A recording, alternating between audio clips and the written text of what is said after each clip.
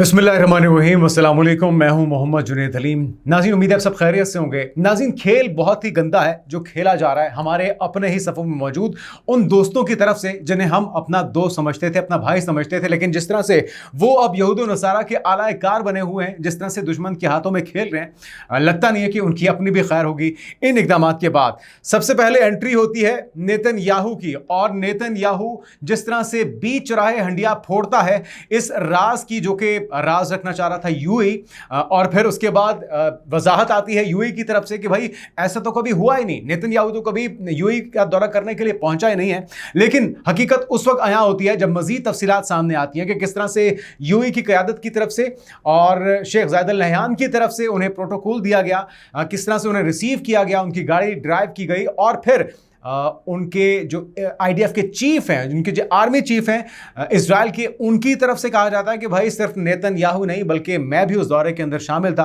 फिर हमने ये भी देखा कि किस तरह से आयरन डोम को तैनात किया गया, किस तरह से इजरायली फौजियों को तैनात किया गया यूएई में, और फिर उसके बाद एक और खदशा, एक और ख़तरा ये पैदा हो गया कि अब ईरान इसकी जवाबी कार्रवाई करेगा। तो ईरान की तरफ से अब नाम लिए बगैर तस्करा तो किया गया है, और वो ये भी बता चुके हैं कि वो इन इक़दामात को खाली नहीं जाने देंगे, वो इसका बदला लेंगे और सही वक्त पर लेंगे। ब्रिक्स के मौके पर आपने देखा कि अब्बास सिरागची पहुंचे थे भारत में, और उस ब्रिक्स का जो एक एलामिया मुश्तरका तौर पे जो प्रोटोकॉल का हिस्सा है जारी होता है। इस इवेंट की नाकामी का एक और एतराफ़ यह है कि कोई मुश्तरका एलामिया ही जारी नहीं हो सका, और फिर अब्बास सिरागची ने ईरान की तरफ से नाम लिए बगैर यूएई और भारत दोनों को ये वार्निंग दी है कि वो अपना किबला दुरुस्त कर लें, वरना इसके नताइज उनके लिए अच्छे नहीं होंगे। साथ में डोनाल्ड ट्रंप की तरफ से अपना दौरा मुकम्मल करके वापसी की तरफ रखते सफ़र बांधा गया, और अमेरिका जिस वक्त आप वीडियो देख रहे होंगे वो पहुंच भी चुके होंगे। लेकिन आपको ये देखना होगा जो बयानात उनकी तरफ से दिए गए हैं। एक तो ये कि मुख्तलिफ नशाती इदारों को इंटरव्यू देते हुए डोनाल्ड ट्रंप की तरफ से पाकिस्तान के इक़दाम की तारीफ़ की गई, सहाफ़ियों जिससे जिन्होंने गुफ्तगू की थी वो आपको सुनवाते हैं, और फिर आपको बताते हैं कि इस वक्त चल क्या रहा है। मोहसिन नकवी भी, हमारे वज़ीर दाखिला भी पहुंचे हैं ईरान हंगामी दौरे पर। टाइमिंग बड़ी इंपॉर्टेंट है, इससे पहले भी वो एक बार जा चुके हैं, और उसके बाद हमने बड़ी पेशरफ देखी थी, और चूँकि वो हमारी इस्टेब्लिशमेंट के, हमारी फ़ौज के बहुत करीब समझे जाते हैं, फील्ड मार्शल के बहुत करीब समझे जाते हैं, तो इस वक्त उनके जो दौरा ईरान है मोहसिन नकवी साहब का, उसकी अहमियत भी बहुत ज़्यादा बढ़ जाती है। तो ये सारी डेवलपमेंट्स एक करके आपके साथ शेयर करते हैं। फिर आपको बताएंगे कि पाकिस्तान ने कामयाबी के साथ 750 किलोमीटर रेंज रखने वाले फतेह 4 ग्राउंड लॉन्च क्रूज मिसाइल का कामयाब तजुर्बा भी कर लिया है। तो ये सारे डेवलपमेंट्स आपके साथ शेयर करते हैं। पहली जो खबर है वो बहुत ही दिलचस्प है, और उसमें डोनाल्ड ट्रंप की तरफ से किस तरह से कहा गया कि भाई ये जो सीज़ फायर हुआ था बुनियादी तौर पे हमने ये पाकिस्तान के कहने पर किया था। क्या कहना था उनका, ज़रा सुनिए। Ceasefire, I guess you'd call it, but we have a blockade that's so effective. That's why we did the ceasefire. We really did the ceasefire at the request of other nations. I wouldn't have really been in favor of it, but we did it as a favor to Pakistan with terrific people, the field marshal and the prime minister. तो हमारे दुश्मनों के सीनों पर मूंग दलने के मुतरादिफ है ये। जिस तरह से चने उछलते हैं ना, या मकई उछलती है जब उसको गर्म किया जाए, तो मोदी जी और हमारे जितने भी नाकदीन हैं, और इजराइल है, इजराइल तो बरमला इस चीज़ का इजहार कर चुका है, नेतन्याहू कह चुका है कि भाई अमेरिका और इजराइल के जो दरीना ताल्लुकात थे उसको ख़राब करने में, उसमें दरार डालने में वाहिद वो मुल्क पाकिस्तान है जिसने किरदार अदा किया है। और डोनाल्ड ट्रंप बिला झिझक इस चीज़ का इजहार भी करते हैं, और इस मौके पर उन्होंने फिर से कहा कि जो टेरिफिक लोग हैं पाकिस्तान के, जो फील्ड मार्शल हैं, जो वज़ीर आज़म शहबाज शरीफ हैं, इनको फेवर देने के लिए मैंने सीज़ फायर किया था। लेकिन जो उनका दौरा चाइना है उसको देख के बड़ी लेदे हो रही है, और कहा जा रहा है कि बॉडी लैंग्वेज थी, जो एक्सप्रेशंस थे, जो तनाव था, जो एक परेशानी या बुखलाहट थी अमरीकी वफ्द की, वो साफ दिख रही थी। और जो अपर हैंड था, चाहे वो शेक हैंड करने के मौके पर हो या फिर जो तासुरात या बयानात हो, उसमें भी एक ओवरशैडो करते हुए दिखाई दिए हैं शी जिनपिंग, और घबराए घबराए, परेशान या दबाव में दिखाई दिए हैं डोनाल्ड ट्रंप, जो कि अमूमी तौर पे किसी दूसरे को बात करने का मौका नहीं देते। बहुत से सवालों को तो जवाब दिए बगैर ही उन्होंने कहा कि यहाँ से निकलने में आफियत है उनकी। तो ख़ासतौर पे जो ताइवान का मामला था वो आपने देखा ही होगा। अब आते हैं नाज़रीन उस मुद्दे की तरफ जिसका तस्करा हो रहा है। एक तो पाकिस्तान के ख़िलाफ़ जिस तरह से नफ़रत का इजहार किया जा रहा है यूएई की तरफ से, पाकिस्तानियों को चुन चुन के निकाला जा रहा है, जो अहले तशी जमात से ताल्लुक़ रखने वाले हमारे भाई हैं, या इनका किसी का नाम में अली आता है, किसी के नाम में हुसैन आता है या हसन आता है, अब्बास आता है, रिजवी आता है, नकवी आता है, उनको तस्दीद का निशाना बनाया जा रहा है, उन्हें डिपोर्ट किया जा रहा है। और अगर कोई सुन्नी है तब भी उसका नाम ऐसा है जिस पर उन्हें शायबा गुजरे तो फिर उसके कपड़े उतारे जाते हैं, उसकी जामे तलाशी ली जाती है कि कहीं इसकी कमर पर मातम के निशानात तो नहीं है। तो ये जो रवैया है इंतहाई शर्मनाक है। लेकिन अगर बात यहाँ तक होती तो शायद हम बर्दाश्त कर लेते। जिस तरह से मुसलमानों की उम्मत मुस्लिमा की पीठ में छुरा घोंपा जा रहा है, यह सबसे ज्यादा काबिल एतराज चीज है। और अब भारत के साथ मोहब्बत की पींगें डाली जा रही हैं और मोदी जी छुपते छुपाते हुए अंडरग्राउंड, उनको धूप नहीं लगने दी। एक तो यह कि सब कुछ अंडरग्राउंड इसलिए भी रखा गया है कि डर उन्हें इस बात का है कि जो हमारे करतूत हैं, अब ईरान ने जवाबी कार्रवाई करनी है तो कहीं मोदी जी के ऊपर कोई मिसाइल आके लगता हो, वो लुढ़क जाए तो फिर भारत जो है वो नाराज हो जाएगा। तो किस तरह से उनको रिसीव किया जा रहा है। और मोदी जी के सामने तो वो वाली मिसाल है कि इनको नोट दिखाओ और इनका मूड बनाओ, ये नाचना शुरू कर देते हैं उस तवाइफ की तरह जो पैसे के पीछे अपना सब कुछ लुटाने को तैयार होती है। तो मोदी जी की जरा एंट्री देखिए कि किस तरह की एंट्री हुई है, शर्मनाक किस्म की। और वो जो गले पड़ने की इनकी आदत है वो तो पुरानी है।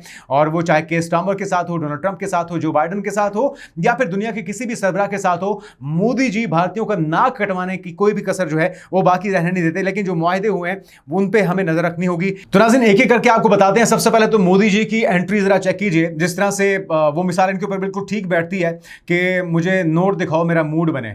ठीक है, वो तो जो तवाइफ पे होती है ना, कोठे पे बैठने वाली, उसको भी आप नोट दिखाते हैं तो वो अपना सब कुछ निछावर करने पे तैयार हो जाती है। तो यूएई की तरफ से अब इन्वेस्टमेंट की जा रही है, दिफाई मुआहदे किए जा रहे हैं और तिजारती मुआहदे किए जा रहे हैं। और ये सब कुछ इसलिए हो रहा है कि पीछे से दबाव है इजराइल का कि भाई आपने पाकिस्तान को किसी तरीके से डिच करवाना है, किसी तरीके से ईरान को आपने इस काबिल नहीं छोड़ना कि वो अमेरिका के इजराइल के से इस खत्ते से निकलने के बाद भी इस काबिल हो कि वो आप पर दोबारा हमला कर सके। क्योंकि तकलीफ ये है कि ईरान कहीं हम पर हमला ना कर दे, यानी कि इजराइल पर हमला ना कर दे।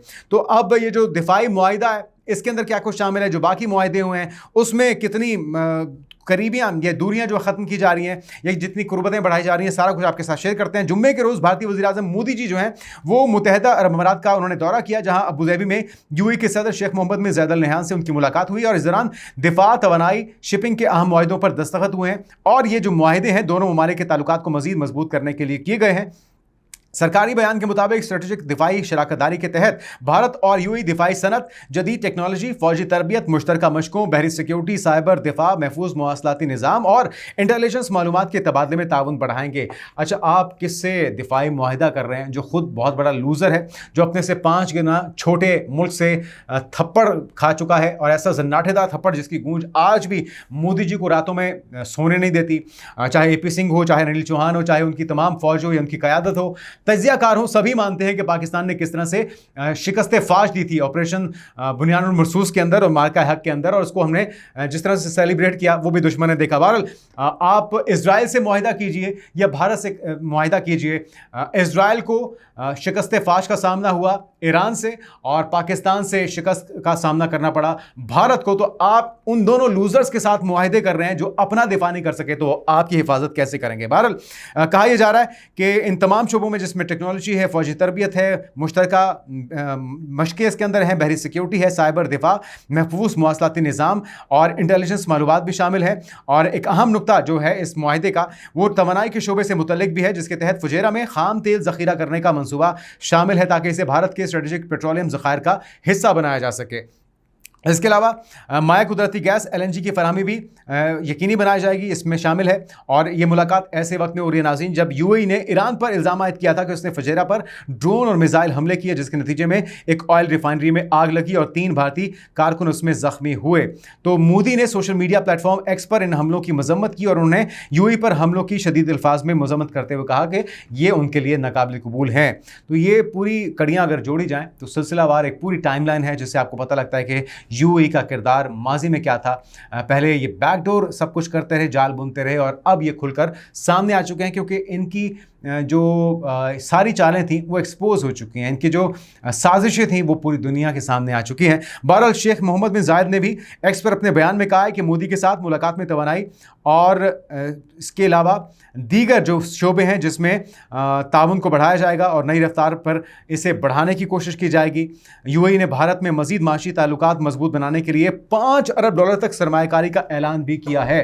तो $5 बिलियन से ज़्यादा की सरमायाकारी की जा रही है भारत के अंदर भाई, इसलिए इतने खोल खोल के बाहें अपनी बढ़ा जा रहा है। और ये जो मोहब्बत है ये बिला वजह नहीं है।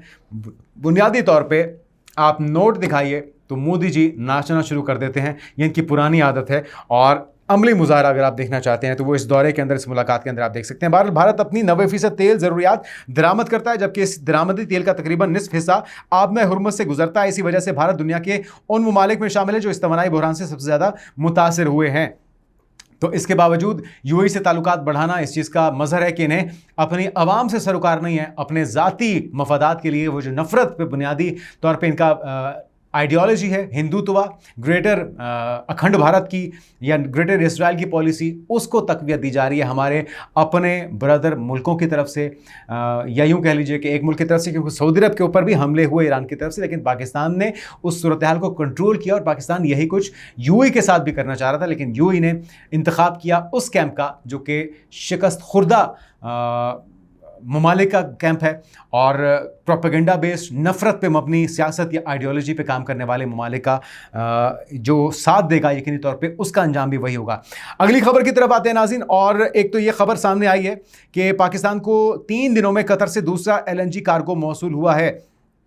इस सिलसिले में गुज़श्ता रोज़ पाकिस्तान को कतर से माया कुदरती गैस का अपना कार्गो मौसूल हुआ, जो 3 दिन के अंदर कतर से पाकिस्तान पहुंचने वाला दूसरा कार्गो है और तकरीबन 1,60,000 क्यूबिक मीटर LNG ले जाने वाला LNG बरदार जहाज़ महजम पोर्ट कासिम कराची में Pakistan gas port consortium limited के टर्मिनल 1 पर लंगरअंदाज हुआ और इससे कबल 13 मई को भी एक जहाज़ पहुंचा था। तो ये खुशाइन बात है, लेकिन ये जो रिलीफ है ये आवाम को भी पहुंचना चाहिए। पेट्रोलियम मसनूआत की जो कीमतें हैं वो इस वक्त आसमान पर पहुंच रही हैं। हुकूमत वक्त को ये सोचना चाहिए जब अगली बार आपको वोट चाहिए होगा और आप आवाम के पास जाएंगे तो फिर उनकी तरफ से क्या रद्द-ए-अमल आएगा। बहरहाल मोहसिन नकवी साहब पहुंचे जी ईरान में, और डोनाल्ड ट्रंप के चाइना का दौरा मुकम्मल करने के फ़ौरन बाद उनका जो दौरा है वो बहुत अहमियत का हामिल है और लगता ही है कि पाकिस्तान ने एक बार फिर से अपनी कोशिशों को तेज़ कर दिया, क्योंकि चाइना भी पाकिस्तान से यही चाहता था। जो वांग जी हैं उनकी तरफ से इसहाक डार से रब्ता करके इस कोशिश को तेज़ करने की बात की गई थी, तो अब उसका अमली तौर पे हम देख रहे हैं कि आगाज़ कर दिया गया है। और एक तो ये कि ज़राए के मुताबिक इस सिफारती कोशिश आखिरी मरहले में एक डील को मुमकिन बनाने के लिए की जा रही है, जिसमें पाकिस्तान बतौर सालिस किरदार अदा कर रहा है। और मौसूल होने वाली मालूमात के मुताबिक वज़ीर दाखिला मोहसिन नकवी जो फील्ड मार्शल के काफ़ी करीब हैं, यकीनी तौर पर उनका कोई मैसेज लेकर वहाँ पर पहुँचे, हम उनकी मुलाकातें हो रही हैं। 3 रोज़ का ये दौरा है और एक ऐसे वक्त में हो रहा है जब डोनाल्ड ट्रंप बीजिंग का दौरा मुकम्मल करके वापस गए हैं। ये दौरा इंतहाई अहम समझा जा रहा है क्योंकि ये ईरान और अमेरिका के दरमियान जारी कशीदगी में किसी मुमकिना पेशरफ्त का इशारा हो सकता है। दूसरी तरफ पाकिस्तान की जो सलाहियतें हैं, पाकिस्तान की जो कोशिशें हैं, जो समझबूझ रखने वाले लोग हैं वो उसके मोतरफ और उसको तस्लीम कर रहे हैं। अमेरिकी कांग्रेस के रुकन हैं और US हाउस कमेटी बराए आर्म सर्विसेज के मेंबर भी हैं रिपब्लिकन जैक ब्रेगमैन, जिन्होंने पाकिस्तान के वज़ीर आज़म और फील्ड मार्शल के नाम ख़त में लिखा है कि अमेरिका और पाकिस्तान के दरमियान ताल्लुकात देरपा और स्ट्रेटजिक अहमियत के हामिल हैं। तो ये वो सारी काविशें हैं जिसे पूरी दुनिया देख भी रही है, और ये हम नहीं कह रहे, ये भारत के अपने लोग कह रहे हैं। जो AS दौलत हैं, जो साबिक रॉ के चीफ भी रहे हैं, उनकी तरफ से ये कहा जाना कि भारत आज खुद तनहा हो चुका है पाकिस्तान को तनहा करने की कोशिश में।